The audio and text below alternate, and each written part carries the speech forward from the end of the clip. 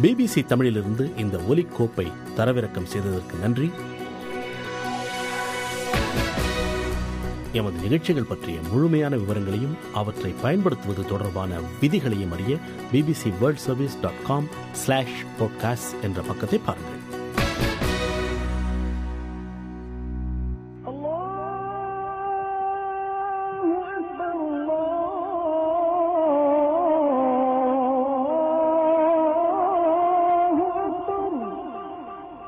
தமிழக முஸ்லிம்கள் ஓர் ஆய்வு பெட்டகத்தொடரின் 6ஆம் பகுதி மீனாட்சிபுரம் இன்று. தயாரித்து வழங்குவது த.நா. கோபால்.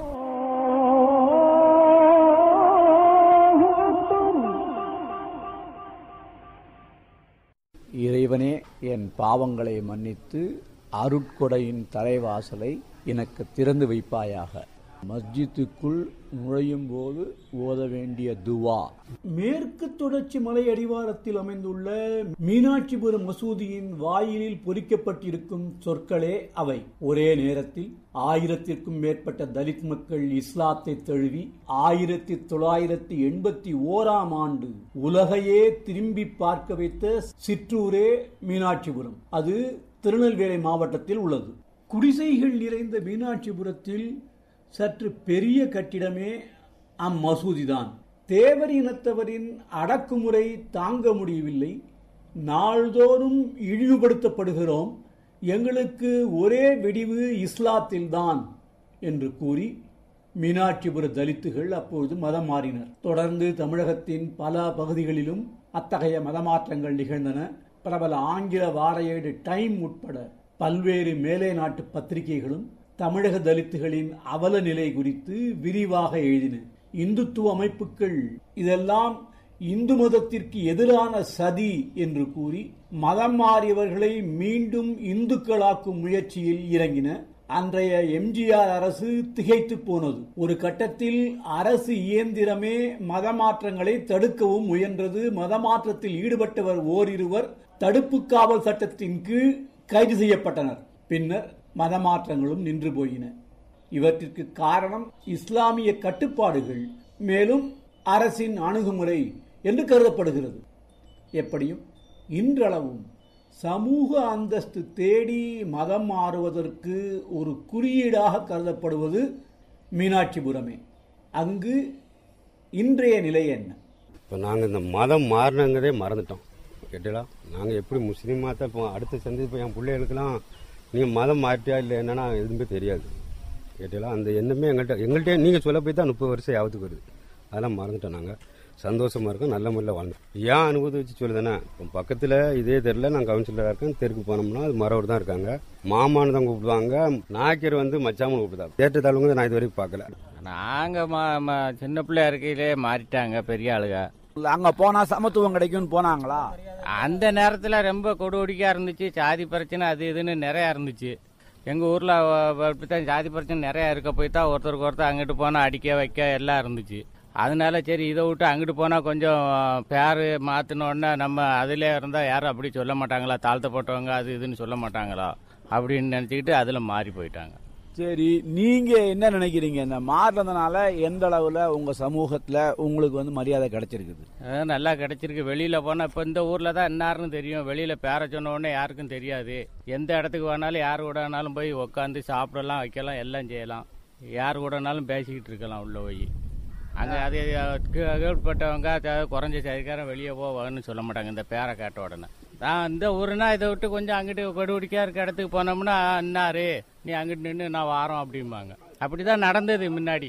100% அப்படி நடந்துதான் சங்கடப்பட்டு தான் 2வது அதுக்கு போனது. நேற்று முந்தா நாள் மாதிரி இப்போ என்ன முறைதான் வா அப்படிங்காப்ல. இப்போ அதே மாதிரி அவர் மதமா இருக்கவர் இவர் அமீரலி வாங்கத்தா அப்படிங்காங்க. அப்படி மாற்றம் இருக்கு. என்ன நடக்குதுன்னு சொன்னா இந்த அடிமைத்தனங்கள் அதிகமான அளவுக்கு இருந்துகிட்டு இருக்கு மற்ற மக்களிடத்து. நாங்க ஃபர்ஸ்ட் இருந்ததை விட இப்ப நல்ல இம்ப்ரூவா இருக்கும், ஹாப்பியான லைஃப். இன்னைக்கும் கூட ஒரு பெண்ணோ ஒரு ஆண்ணையோ ஒரு 10 வயசு பையன் ஒரு மரியாதை குறைவான வார்த்தையில கூப்பிடுவாங்க.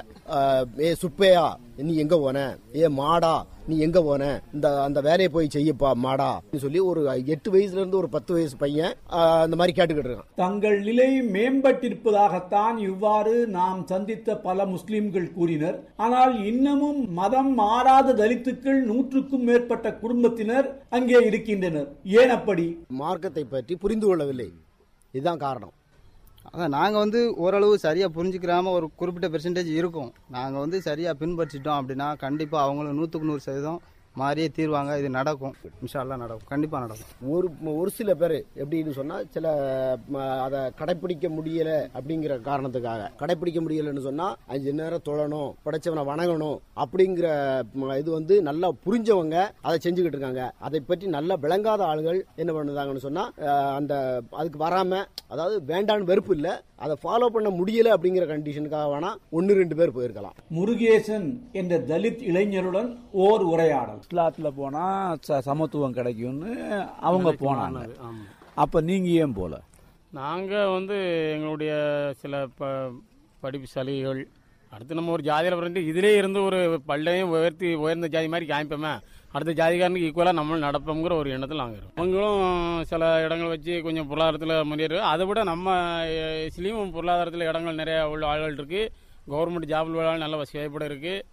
அது மாதிரி இஸ்லாம் ஆள்கிட்ட அவங்கள்ட்ட நிறைய இடம் விவசாயங்கள் பார்க்கங்கள்ட்டு அவங்கள்ட்ட நிறைய வசதி வாய்ப்பு இருக்குது, எல்லாம் இருக்குது. ஆனாலும் சமூக ரீதியான அந்தஸ்து முழுமையா வரல. அது மறைக்க முடியாத ஒரு உண்மை. இப்போ முரேசா வா அப்படின்னா வாங்கன்னு சொல்லதுக்கு அவருக்கு நாக்கு வரமாட்டேங்குது. வா இரு இல்லை இருக்க கூட உட்கார கூட மனசு வராது. கேட்டால் இதுதான் நாங்கள் அவங்களே நீங்கள் நாங்கள் கூப்பிடுதோம், மரியாதை கொடுப்போம், எல்லாம் செய்வோம் அப்படின்னு தான் சொல்லுவாங்க. வேறுபாடு காமிக்க மாட்டோம்னு சொல்கிறோம். மீனாட்சிபுரத்தை உள்ளடக்கிய தேன்பொத்தை ஊராட்சி மன்ற தலைவி சந்திரா, அவரும் ஒரு தலித் தான். அவர் நம்மிடம் கூறினார், மரியாதையெல்லாம் நடத்துறாங்க, அதெல்லாம் குறைவு அப்படின்லாம் சொல்ல முடியாது. ஊராட்சி மன்ற தலைவராக இருந்து நான் வெளியே போகும்போது தலைவர் பொறுப்பில் இருக்கிறதுனால மரியாதை கொடுக்காங்க.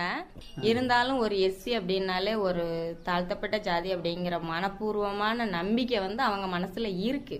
நம்மால் அக்கிராமத்தை சார்ந்த தேவர் சமூகத்தினர் எவரிடமும் கருத்து எதனையும் பெற முடியவில்லை. மீனாட்சிபுரம் சமூக உறவுகளில் வேறொரு பரிமாணமும் இருக்கிறது. மதம் மாறினவங்களுக்கும் மாறாதவங்களுக்கும் இடையில ஏதாவது பிரச்சனை உண்டா? அவங்களுக்கு ஒரு பிரச்சனை நாங்கள் போயிருக்கோம், எங்களுக்கு ஒரு பிரச்சனை அவங்க வந்துருக்காங்க.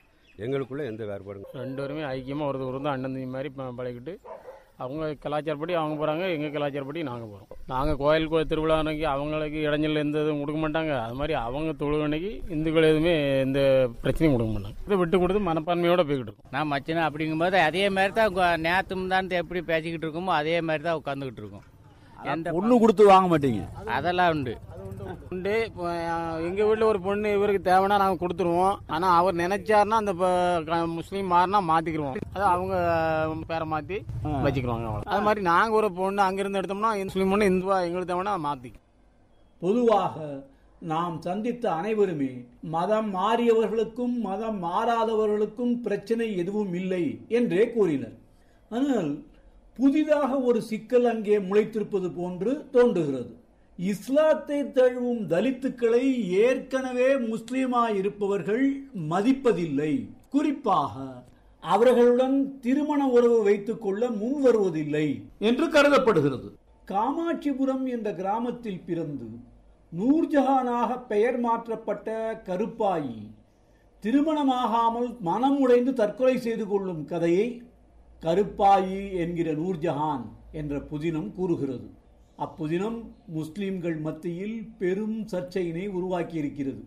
மீனாட்சிபுரம் முஸ்லிம்கள் புதினத்தில் கூறப்பட்டிருப்பது அனைத்துமே தவறு என்கின்றனர். இதோட நம்ம ஊருக்குள்ள ஒரு 75 பொண்ணு வாங்கியிருக்கோம், 10-50 பொண்ணு கொடுத்துருக்கோம். அதுல ஒரு சிக்கலும் கிடையாது, ஒரு மாற்றமும் கிடையாது. குளச்சலை சேர்ந்த எழுத்தாளர் யூசுப் அன்வர் பாலசிங்கம் நடப்பதைத்தான் சொல்லுகிறார், தவறில்லை. ஆனால் மதம் மாறிய குடும்பத்து பெண்களை பூர்வீக முஸ்லிம்கள் மணந்து கொள்ள தயங்குவதற்கு அடிப்படை காரணம் பொருளாதார வேறுபாடுகளே என்கிறார். அதாவது திருமண உறவை வச்சுக்க மாட்டேங்கிறாங்க. இதுக்கான முக்கிய காரணம் அதாவது பொருளாதாரத்தை அடிமட்டத்தில் உள்ள மக்கள் தான் அங்கிருந்து இஸ்லாத்துக்கு கன்வெர்ட் ஆயிருக்காங்க. ஏற்கனவே இஸ்லாமிய சமூகத்துக்குள்ளால இந்த பொருளாதார முரண்பாடுகளுக்கு வலுவாகவே செயல்பட்டு இருக்கு. அது ஒரு முக்கியமான விஷயம். இப்ப இவங்க ஏற்கனவே பொருளாதாரத்துல கீழே இருக்க மக்கள் அப்படிங்கறதுனால இவங்களுக்கு வந்து அதே இதுல வந்து இங்க பூர்வீக இஸ்லாமியில திருமணம் வச்சுக்கிற கஷ்டமா இருக்கும். அதுலயும் குறிப்பா வந்து பெண்களுக்கு கல்யாணம் ஆகிறது சிரமமான விஷயம். ஆண்களுக்கு அது பிரச்சனை கிடையாது, பெண்களுக்கு திருமணம் ஆகிறது அங்க சிரமமான விஷயமா தான் இருக்குது. இஸ்லாத்தில் தோன்றியிருக்கும் சாதிய முரண்பாடுகள் இந்திய பின்புலத்தின் காரணமாக என்றும் வாதிடப்படுகிறது. அதே பின்புலத்தில் உருவான சூஃபி மரபு பற்றி அடுத்த பகுதியில்.